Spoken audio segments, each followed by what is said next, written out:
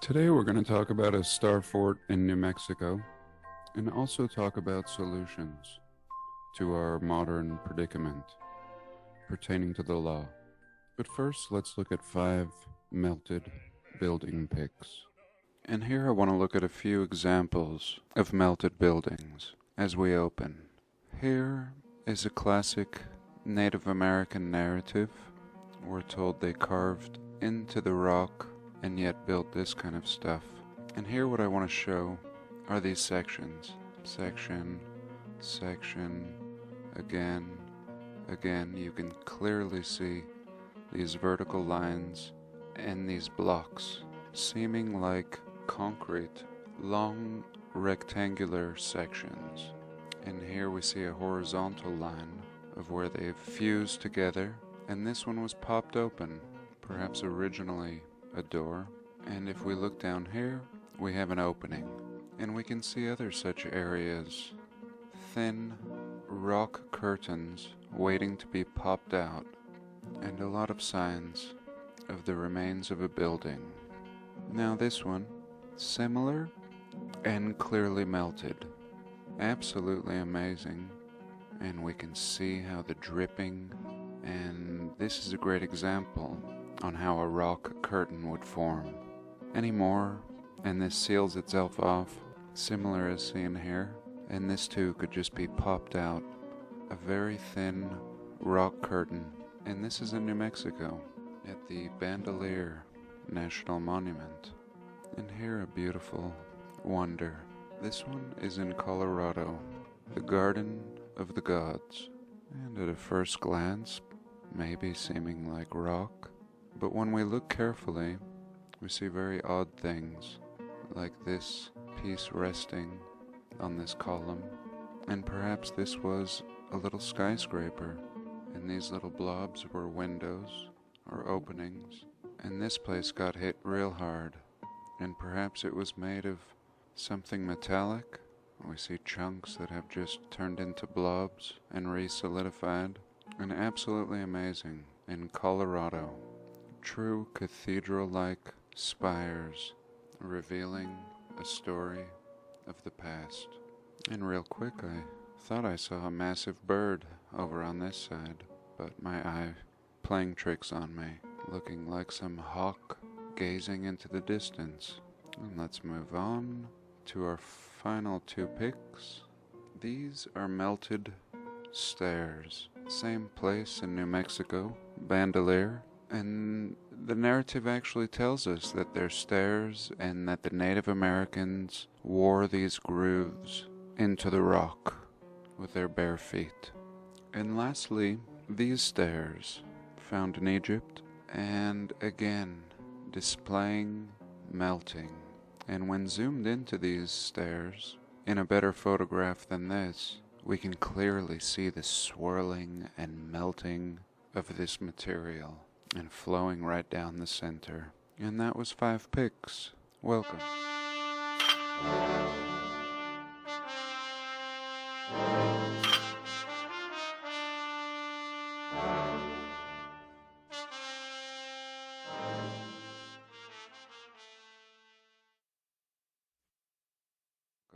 And what do I mean when I talk about the sanitizers of history?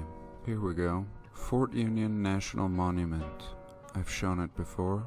This is the monument in which we can find this old world star fort. Off to the side, just a little trail here leading to it. No mention of this star fort in the narrative here, because this star fort doesn't fit in the narrative. This is clearly something from the old world, and we've seen thousands of examples of this exact star fort. Of course, there were so many different patterns, and typically having giant walls and buildings and waterways flowing all around them. And to see this out here in the desert, and again with no mention, even at the very monument in which it sits, only hinting of some primitive Old West, and really doing a poor job trying to make it look like some old adobe some mud, and really these are all bricks, and they're trying to disguise the beautiful brick with this clumpy mud. And let's have a little look at this city that they're trying to portray as a mud city. What do we see over here? We see a perfect layout of a city. And today I'm proposing that this may have looked like the World's Fair, and we're simply seeing the foundation and some walls, and this place has been completely wiped out. Take this spot for example. Perhaps there were two massive buildings with two courtyards with access out of the courtyard on each side, and here we see some plug holes which must have been some glorious fountains and ultimately part of the tech. And so when I do go visit this Starfort very soon, I'm going to want to pay particular attention to these spots that still show up pretty clearly, and not just some random holes, clearly some plumbing, and we can see a few other examples of that. Here again, a very faded one, very faded, even less remaining. We can tell by the shadows, just a few pieces of wall, but nevertheless we see the outline of the two buildings, two courtyards, access out on either side, and once again a plug hole for a fountain, and another one, and it looks like someone's been digging on this one, and this one is going to be close to the visitor center, almost seeming like we can access it without going to the visitor center, possibly bypassing the fee. And what's going on here? Again, it looks like there were some fountains, and I do propose that these were massive buildings, and they have cleaned everything up, and we're just seeing the faintest husk of what actually existed out here. We can also see signs, as I've shown before, what looks like raking of the earth. And with the condition that this Starfort is in, totally buried, I imagine that much of what was up here as well is also buried. And perhaps these are just the tops of the walls. And I look forward to bringing a little small shovel and digging a little corner of this Starfort out. That will be the key, is revealing some of this ancient block work. And I encourage everyone to go out and send me pictures if you get there before me. And was this a building? Perhaps a block or two fused together, almost unrecognizable. And this is in New Mexico. I thought we'd look at a few others. This is El Morro National Monument. And again, I think all national parks and monuments are concealing something. Here's some petroglyphs that they would tell us are thousands of years old, when they really look like a few hundred years old, if that. But here as a refresher, I wanted to check out Bandelier Monument. We've looked at this in the past, and very much seeming like a melted building. Here we can see that. Pretty obvious that this was not carved by the Native Americans. Absolutely beautiful picture, strange as that is. And here we can see a great face of a building, and everything in front of the building seems like fused bricks. Uncertain, but I look forward to going to this one. But today what I want to show you is one very similar called, here we go, Pouillet Ruins. Let's have a little look at the Pouillet Ruins. Again, all this in New Mexico. And here we go. All of this is said to have been carved by a people. And if anybody had the ability to carve into this stone, imagining we took the narrative seriously, why carve it to look like it's a melted building? And here typically they put ladders, just in case the mind gets any ideas contrary to the accepted story. Of course, they're able to carve into a mountain, but must rely on a primitive wooden ladder. And this is mind-blowing. Located in the northern part of the state. And here is a good example of something I'm always talking about, how this stuff in front of it is actually just junk, not impressive, and very possibly just built by the WPA to detract the eye from this obvious building behind it. And once again, if you could carve into a mountain and procure dwellings, why would you even bother with something like this? This junk. And here's some petros, possibly made by the WPA as well. And here's the picture I wanted to show you. And let us read their caption. Steps worn into the rock. Oh yes, what kind of feet did these people have wearing such grooves? No, this again is a great evidence that this rock or stone or at one point concrete has now turned to putty before re-solidifying. This looking like the cart ruts of Malta or even Kingman, Arizona that I showed once. Very fascinating. Do we live in a simulation? How would we know? Some of the first signs to lend that we might be in a simulation is the maker of the simulation would spend more time on the present and the believability of it than the past. The past would be full of inconsistencies and anomalies. And currently I'm watching the show Westworld after so many recommendations. And is it possible that the first man and woman created were simply in a simulation and they were tested? Their program was tested. As long as they didn't question anything, they would have everything they need in this perfect environment. But of course, a creator would want to test his subject. And perhaps some kind of base programming is necessary. Something to anchor us and give us purpose in our new reality. But naturally, this would have to be tested, and a rule would have to be made to see if it would be broken.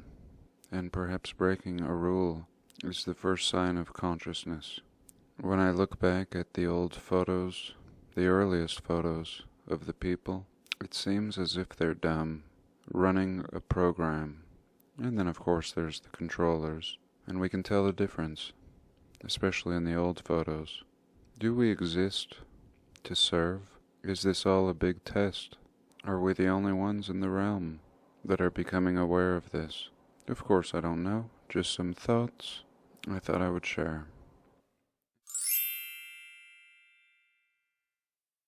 It's said that it's better not to begin, but once begun, it's better to finish.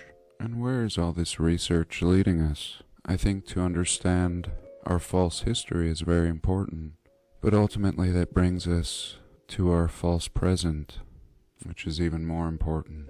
But I think one step lends to the other, and perhaps an important prerequisite before we can consider how we should really live. And how should we really live?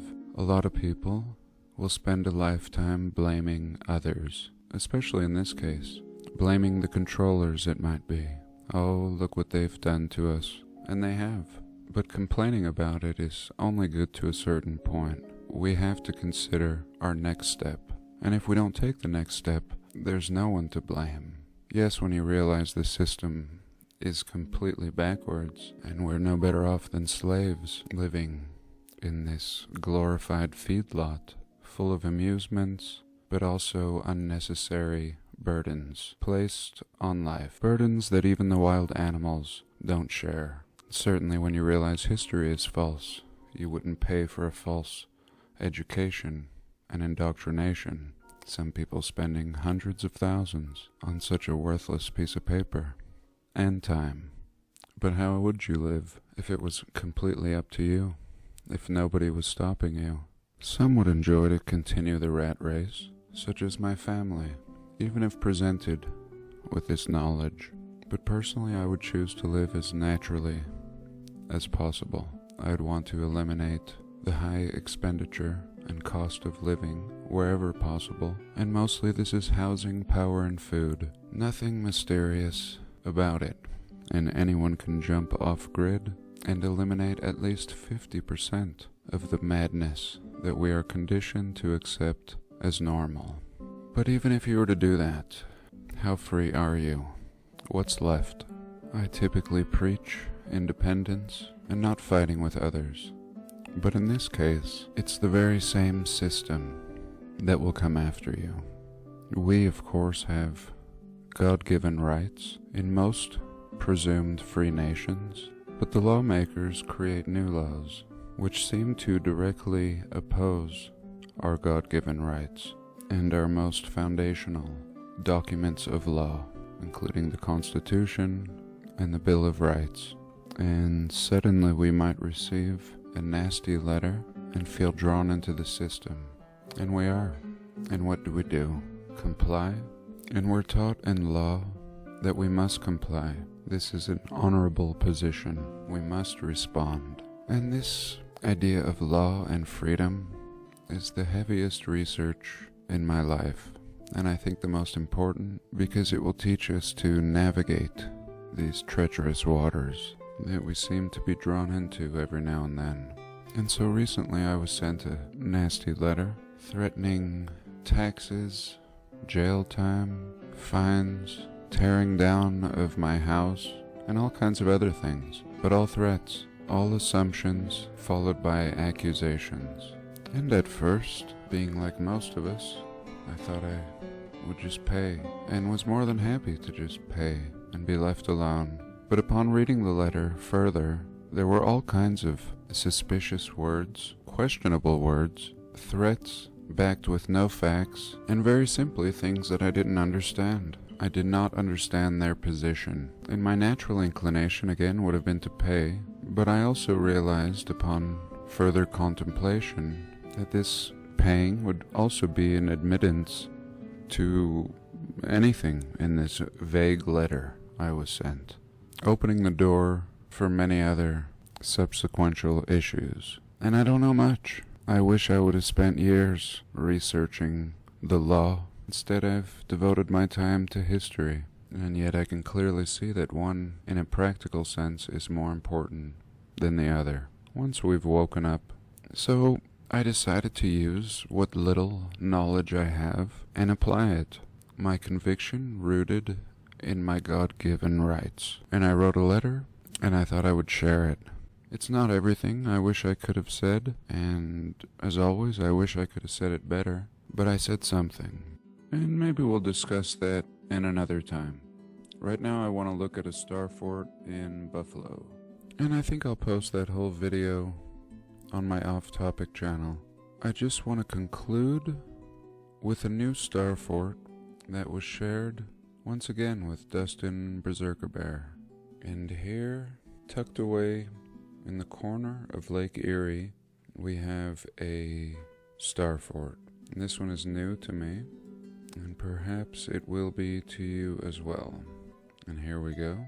Really looking like she's taken a beating, and the faintest outline remaining, but nevertheless, here it appears to have a little entrance, and this wall is still in really good shape, seeming to have some grass growing over it, but I think a lot can be explored, and very exciting. And what else is absolutely fascinating right around this region is this complete yin-yang of terrain. Here a fully built out city like a circuit board, like a grid, absolute skill in engineering and abilities for such an early time period. But what a stark contrast when we jump across here. We would think that this is somewhat primitive. So this would be on the northern side of Lake Erie, and this old civilization did not mess around. And let's just put all preconceived ideas aside and just observe this canal. And this baby's massive. I mean, you can see it from way up here. Not just some small canal, but this thing is major. And we start out with just ruins, mining, once again. In the most pristine and choice part of this city, the city planners found it appropriate to essentially have a dump right here. And I don't think so. I think that this is the erasing of history right here. And just this little end piece or pier gives us an idea of how advanced this was. And I believe all down here will be ruins, probably massive blocks, and most of it being cleared out already. Just seeing the slightest imprint. But again, back to our canal. Let's just follow this little canal, or this massive canal, and here you go. And again, this is just what would seem like an uninteresting part of Canada, and really absolutely fascinating. This canal, and I'm sure we're told it was built in a very early time period, is right up there with any natural wonder. To conceive of such a feat of engineering is completely overwhelming, even in this time period. And I think a lot of these roads have simply been filled in. These may have also been canals leading in all different directions. And here we can see how all of this has been carefully planned. Take an area like this. There's no reason for running this canal through this bit of landmass. Or even here, cutting a small access, not for commercial applications. And yet, that's exactly what we see, even here. Absolutely advanced engineering. And we know all about swamplands by now. A dead giveaway. And it goes on, and I think you can hide a lot of our history. But these canals are smoking guns. And this is the end of the video, and I think we'll just scratch the surface today. Well, that's it. I thank you for joining me today, and do have a blessed day. Please like, comment, and subscribe.